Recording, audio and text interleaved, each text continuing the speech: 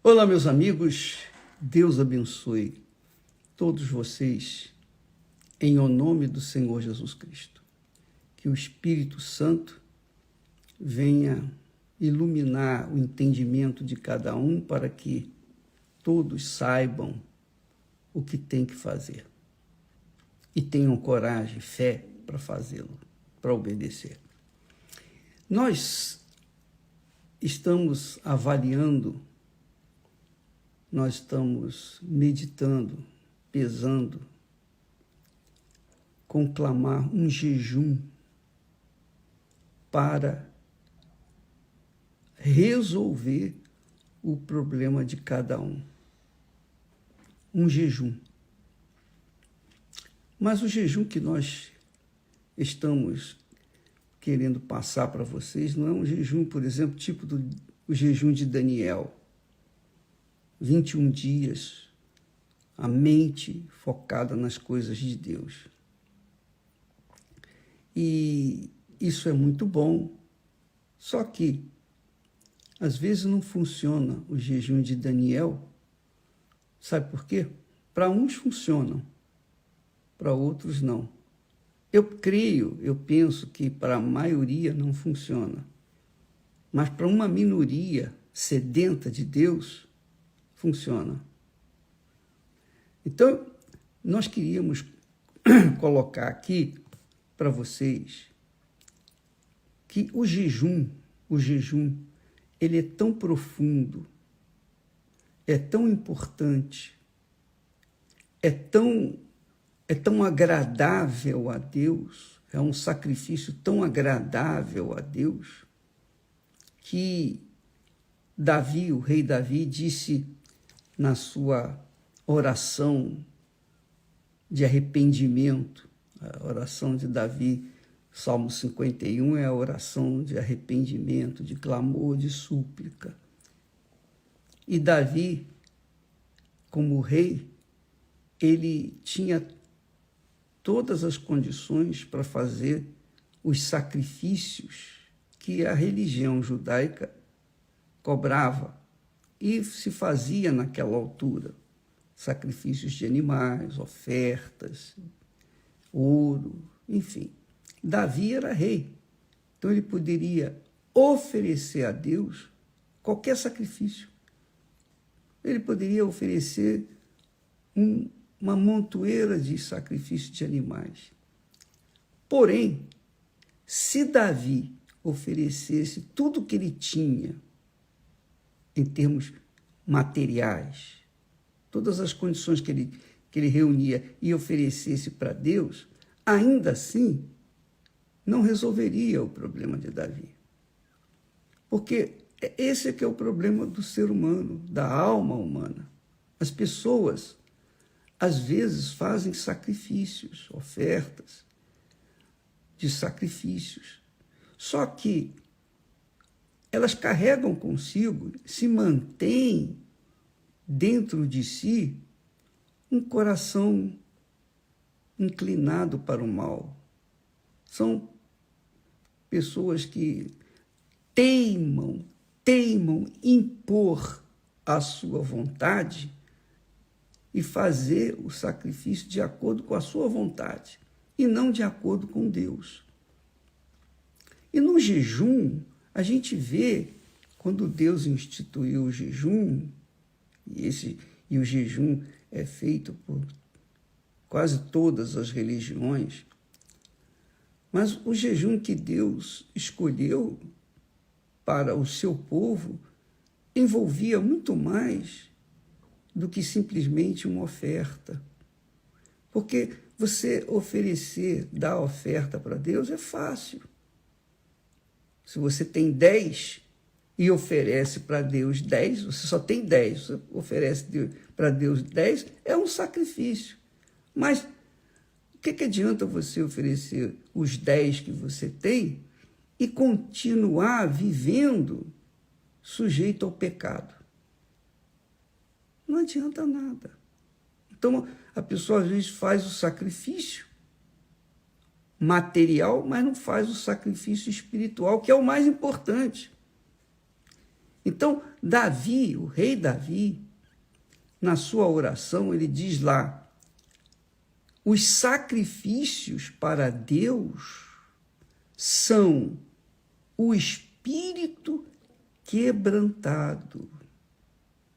Não é a carne quebrantada, não. É o espírito. O espírito quebrantado. Espírito quebrantado é a pessoa humilde, quebrada. Ela se encontra no fundo do poço. Então ali ela está humilhada, envergonhada, caída, prostrada. Poxa, meu Deus, por que eu fiz isso? Por que eu fiz aquilo? Puxa vida, por que eu tomei aquela decisão? E ele então começa, a pessoa então começa a falar com Deus, falar e lamentar os seus pecados. Quer dizer, ela está com o espírito quebrantado, a sua mente, seu intelecto. Ela tem consciência de que fez errado, que ela é errada, ela errou com Deus, ela errou feio, e errou conscientemente, não errou sem querer, não. E aqui, Davi fala que o espírito quebrantado, o que significa?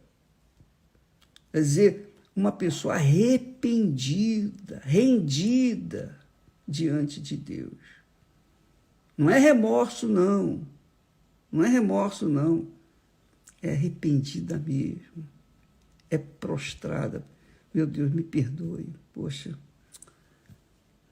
maldito dia que eu fiz aquilo, maldita hora que eu tomei essa decisão. E a pessoa confessa isso para Deus. Então ele fala, os sacrifícios para Deus são o espírito quebrantado.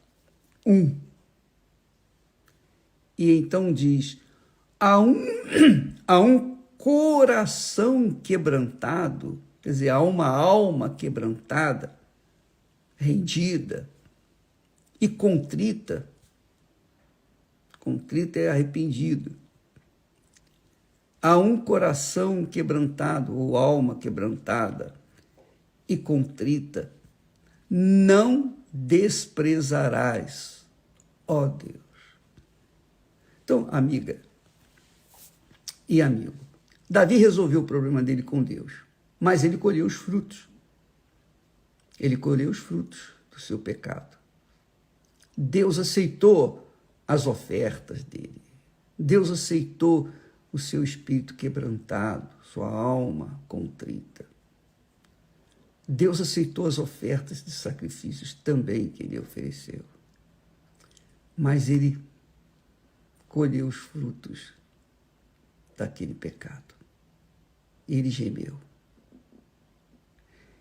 Então, Davi ensina para a gente, passa para a gente, o segredo de resolver o problema da alma.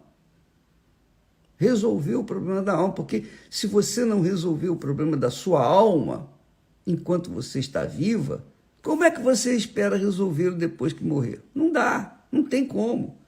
Só enquanto a gente está vivo, a gente pode resolver o problema da nossa alma. Do contrário, não tem jeito mais. Então, você, por exemplo, você tem problema na sua casa, na sua família, com seus filhos, com seus pais, problema no trabalho, problema de saúde, problemas. Muito bem, como é que você pode resolver esse problema? Primeiro, resolver com Deus. Primeiro, você tem que se despojar das suas mágoas, rancores, suas, suas mágoas contra pessoas, seus desejos de vingança, desejo de vingança. Você tem que acabar com isso. A vingança pertence ao Senhor. não a nós. Nós não precisamos nos preocupar com os ímpios, com os pecadores que nos fazem o mal, porque Deus disse que o ímpio não terá paz, não tem paz, não tem paz. E ele já não tendo paz, você imagine que punição que ele deve estar sofrendo, fora os problemas que enfrenta no dia a dia.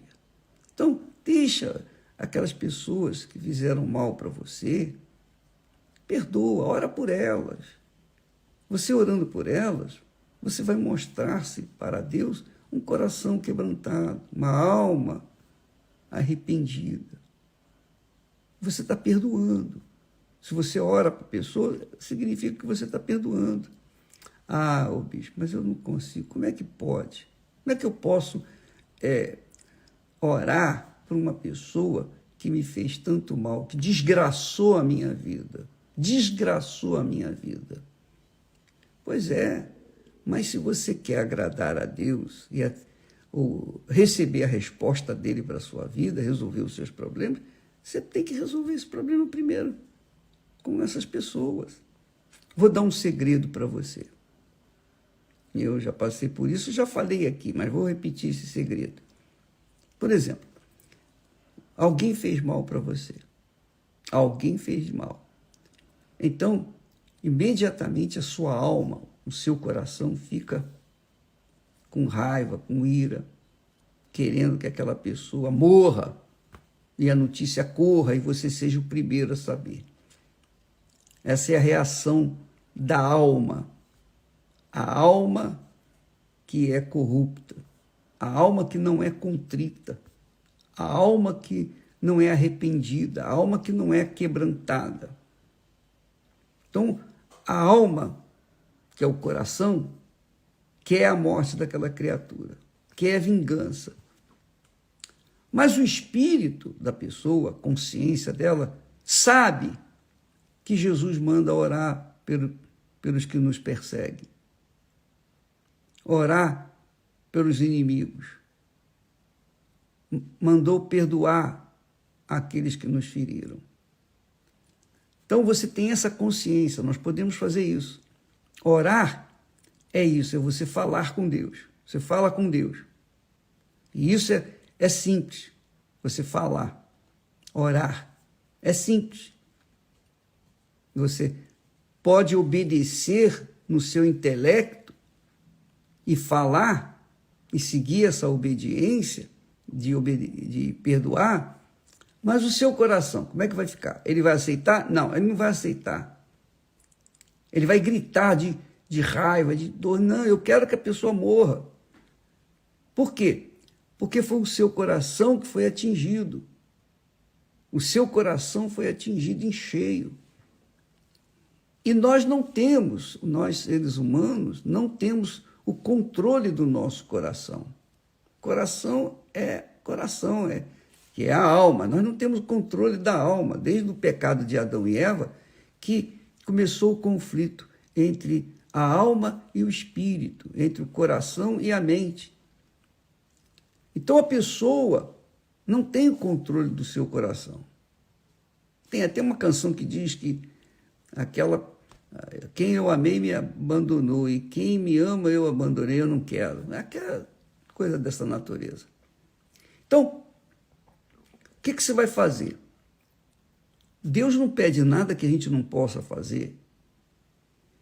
Então, na consciência e usando a nossa voz, a nossa palavra, a nossa boca, a gente pode obedecer. Ó Deus, o Senhor disse para que eu perdoasse as pessoas que me fizeram mal. Mas o meu coração, eu não tenho condições de controlar o meu coração. Eu não tenho. O Senhor sabe que eu não tenho condições. Como é que eu vou controlar essa maldição que está aqui dentro de mim, corrupta, que me conduz ao pecado? Então eu peço que o Senhor perdoe essa pessoa, que o Senhor salve essa criatura que me fez mal. Eu peço, eu quero isso, eu quero, na minha cabeça eu quero. O meu coração, obviamente, não aceita isso, mas não importa. eu estou fazendo o que eu posso fazer. Porque o que eu não posso fazer, eu conto contigo para fazê-lo. Então, a pessoa, na cabeça, perdoa e fala, pronuncia o nome daquela criatura. Eu perdoo o João, a Maria, enfim. Ainda que o coração, no momento em que ela fala com Deus, ora pela pessoa que a magoou, no momento em que ela está orando, ainda que o coração grite lá, não, aquela mulher desgraçada, ela desgraçou a minha vida. Não importa, não dê atenção à voz do coração. O mundo diz seguir a voz do coração. O mundo é do diabo. O diabo manda que se siga a voz do coração, que dê atenção às inclinações do coração, que é a alma. Isso é do diabo, isso é uma palavra de Satanás. Então, quem dá ouvidos à voz do coração, com certeza vai para o inferno, porque o coração é enganador. Então, deixe o coração de lado, ignore os sentimentos do seu coração com respeito àquela pessoa e ora por ela. Ora, quando você começar a orar pela pessoa que lhe machucou, que lhe desgraçou a vida, Deus está vendo o seu sacrifício, o seu esforço. Deus está vendo que você está procurando atender a sua palavra. Nesse ínterim, ele vem e faz com que o seu coração seja humilde e também aceite o perdão para com aquela pessoa. E dê o perdão para aquela pessoa. Então, esse processo, só cada um pode fazer por si. Eu não posso orar para você, ó Deus, eu oro para aquela pessoa ali, perdoar aquela outra pessoa. Quem tem que perdoar é você, não sou eu. A mágoa está no seu coração, não no meu.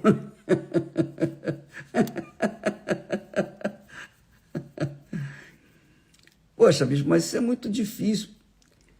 Difícil é sacrifício. É sacrifício. Mas você acha que as coisas de Deus são fáceis? Jesus disse que o reino dos céus é tomado por violência. É tomado por violência. Então, você tem que se violentar cada dia, cada momento, a cada momento, para você manter-se firme na fé com o Senhor Jesus. Manter-se em comunhão com Ele. E aí vem o jejum. O jejum que nós propomos para você é justamente esse.